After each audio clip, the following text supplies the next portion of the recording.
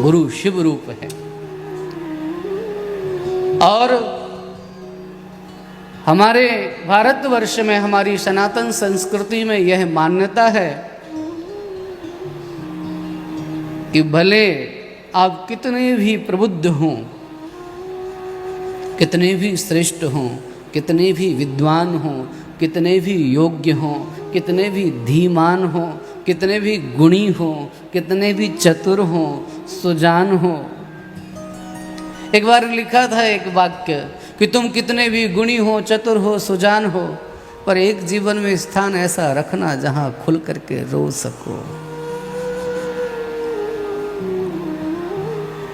तुम कितने भी बुद्धिमान हो, कितने भी चतुर हो, कितने भी सुजान हो, कितना भी अपने आप को मानते हो, पर अपने जीवन में एक ना एक व्यक्ति को ऐसा रखना कि जहां बैठ करके खुल करके रो सको और खुल करके हंस सको।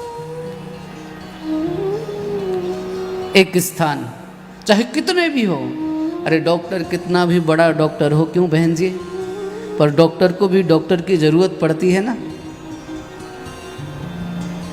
वैद्य को भी वैद्य की जरूरत पड़ती है। तो तुम एक ऐसा स्थान रखना जहां तुम हृदय की बात कर सको, और हृदय की बात या तो ईश्वर से कही जा सकती है या गुरु से कही जा सकती है, अन्यत्र कहीं नहीं, अन्यत्र कहीं उसको कहा नहीं जा सकता है, अन्यत्र कहीं रखी नहीं जा सकती है बात। इसलिए सनातन धर्म के ऋषियों की ये मान्यता है कि जब तक जीवन में गुरु नहीं, जीवन, बोलिए ना,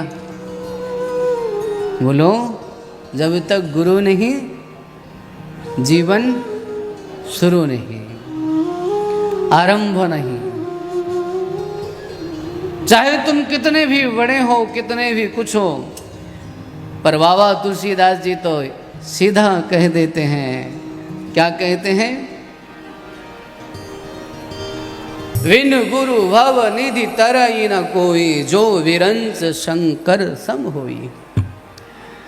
भगवान राम भी धराधाम पर आते हैं तो गुरु का वर्ण करते हैं, भगवान श्री कृष्ण आते हैं तो सांदीपनी आश्रम में जाते हैं, गुरु का वर्ण करते हैं। बिना गुरु वर्ण के जीवन शुरू नहीं, इसलिए जब तक गुरु नहीं जीवन शुरू नहीं। भैया चाहे कितना भी कुछ करो, पर दीक्षा ग्रहण जरूर करना चाहिए। बोले हमने तो कई लोगों से दीक्षा, गुरु हमारे बहुत सारे हैं। बोले शिक्षा गुरु बहुत हो सकते हैं,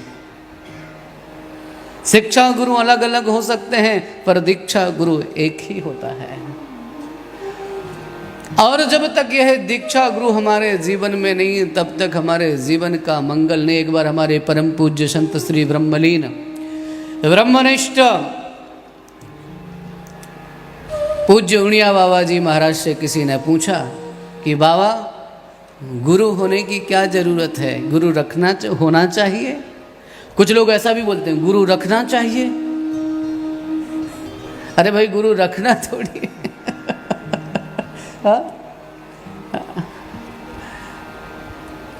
मुंबई वालों से पूछोगे क्या गुरु बनाना पड़ेगा? पड़ेगा क्या? खाना भी परोसेंगे तो कहेंगे चलेगा क्या? मैंने अच्छा 2-3 रोटी के बाद ही पूछ रहे कि चलेगा क्या? अरे मैंने कभी तो चलना शुरू हुआ है, अभी तो दौड़ हमने शुरू नहीं की है, थोड़े में ही। बोले गुरु रखना पड़ेगा क्या? मैंने कहा रखना नहीं है, गुरु वरण करना है, घर में थोड़ी ला के रख लेना है गुरु का वरण करना है।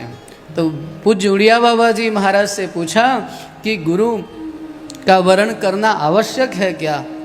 बोले तुम ये जो मुझसे पूछ रहे हो, स्वयं क्यों नहीं निर्णय कर लेते हो? ये जो तुम मुझसे पूछने आए हो कि क्या मुझे ये करना चाहिए, यहीं से गुरु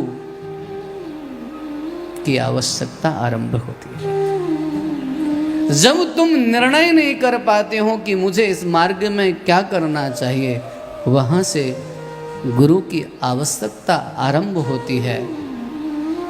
अगर हमें आध्यात्मिक यात्रा को आरंभ करना है तो गुरुदेव की चरण रज को धारण करना पड़ेगा सिर पर, और उनकी चरण रज से अपने आप को अभिषिक्त करना पड़ेगा।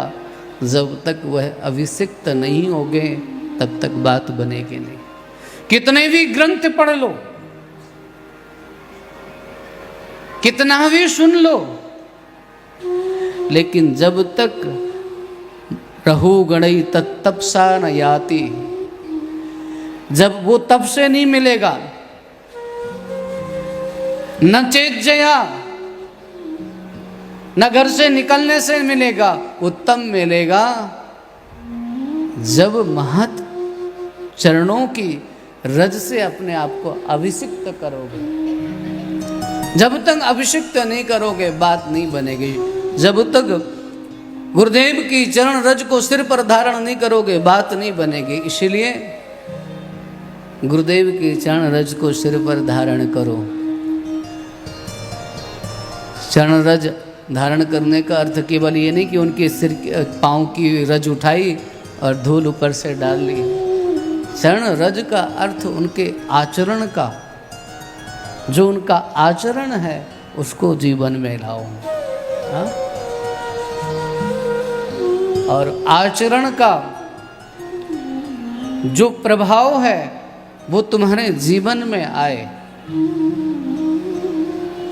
तुम्हारे जीवन में भी गुरुदेव की छाया झलकने लग जाए। याद रखना, हमारे एक संत कहा करते थे कि देखो जो ये मणि होती है ना, कौन सी मणि? चिंतामणि? हाँ, नागमणि नहीं, एक मणि होती है पारसमणि। पारसमणि क्या करती है? पारसमणि लोहे को सोना बना देती है। हरिओम जी, पारसमणि लोहे को सोना बना देती है, पर पारसमणि लोहे को पारसमणि नहीं बना सकती है। पारसमणि में इतना सामर्थ्य नहीं है कि वो पारसमणि दूसरी पारसमणि नहीं बना सकती है। वो लोहे को तो सोना बना सकती है, पर पारसमणि दूसरी नहीं बना सकती है। पर गुरु वह पारसमणि है कि जिसका वर्ण करता है, जिसको स्वीकार करता है, गुरु कुछ और नहीं बनाता, गुरु गुरु ही बनाता है। वह अपने जैसा बनाता है।